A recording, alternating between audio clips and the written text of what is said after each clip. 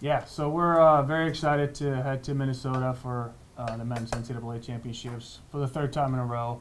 Um, well earned by Gustav after a hard working season, so super excited for that one.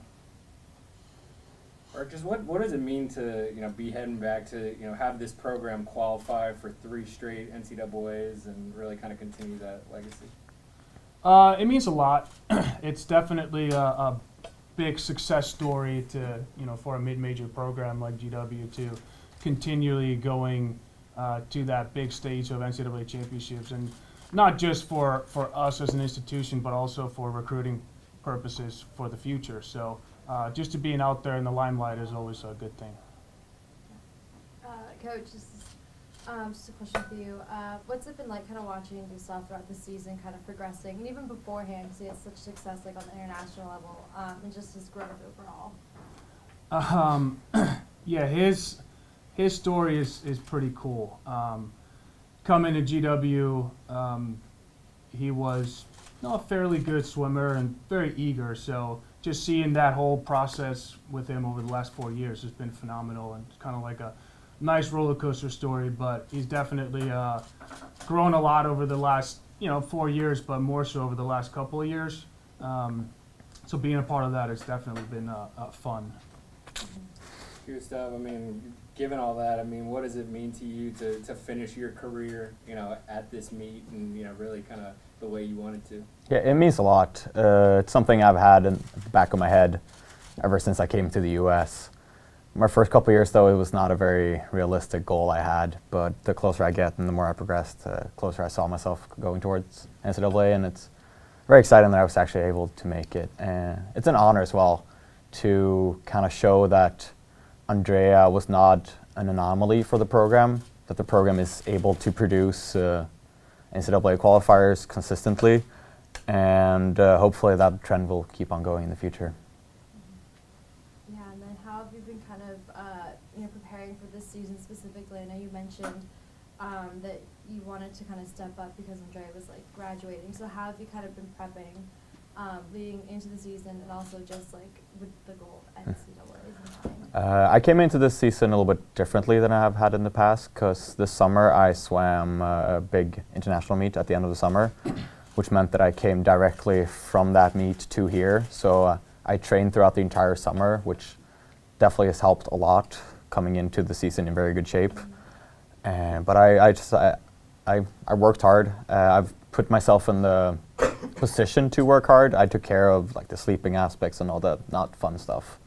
And I stayed relatively injury-free as well this season, which helped a lot. Yeah, and then you've competed at national and international competitions before, so how's that kind of prepped you going into a meet like this where you're representing GW?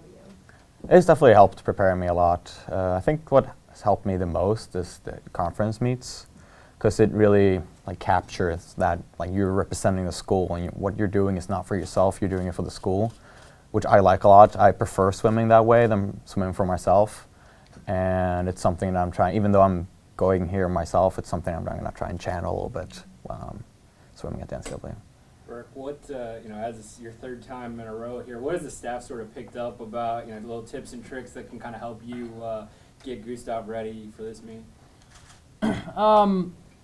Not to sound cocky, but I don't think we've picked up much from like the actual meet itself. We try to just do our thing like we usually do in terms of our preparation for Atlantic 10 championships as well.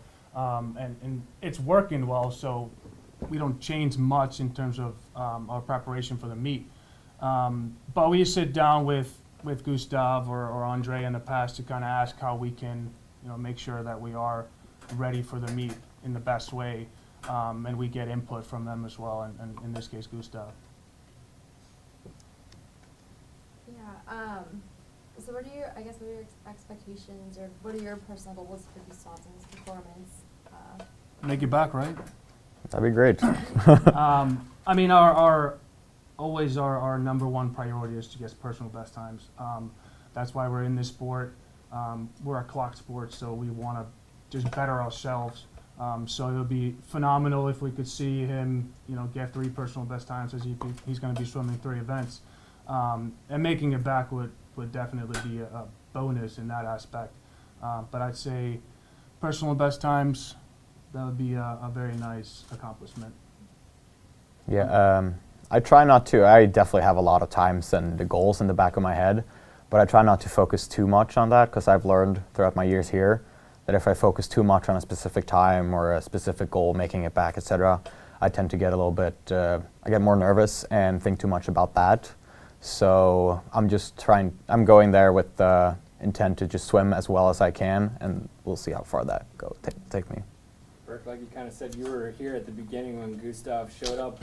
At 810s, I mean, he dropped that 100 back time 3 times in one day. Just, what was that like for you to watch him kind of step up to the plate there and really do it when he needed to on that day? Honestly, I wasn't surprised. He's a very hard worker, and I always knew that he had that in him. But just to see him do it is great. But after the prelim round, he likes to take it a little easy in prelims, so he has more, just to show in the night session. But just to get him see him get it done 3 times in a row is pretty cool.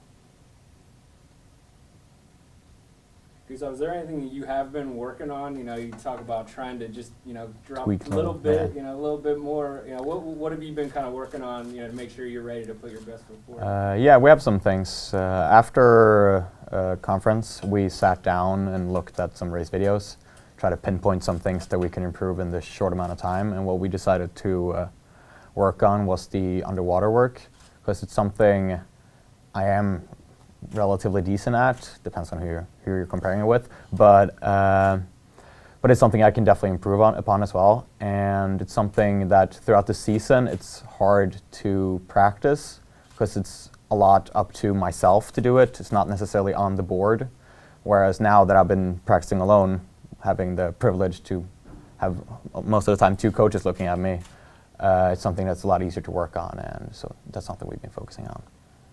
Is that kind of weird or different, I guess, if you're practicing alone? Because usually if you're with like a whole team, it's Yeah, different. it's definitely different, and it has some upsides to it, definitely, but I prefer swimming with the team. Like, it works now because it's not that high intensity, really, but swimming alone really makes you realize how much you need the team and how much the team has helped me throughout the year, all my years here, and how much that team spirit during a practice really helps you work harder.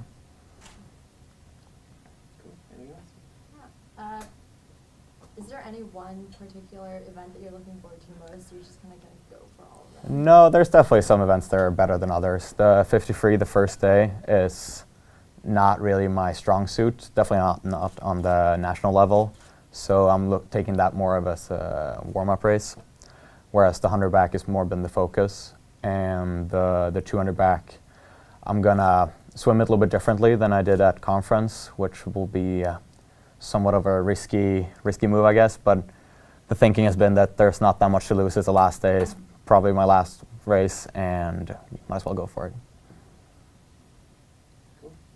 Thank you, guys. Thank you. Thank you.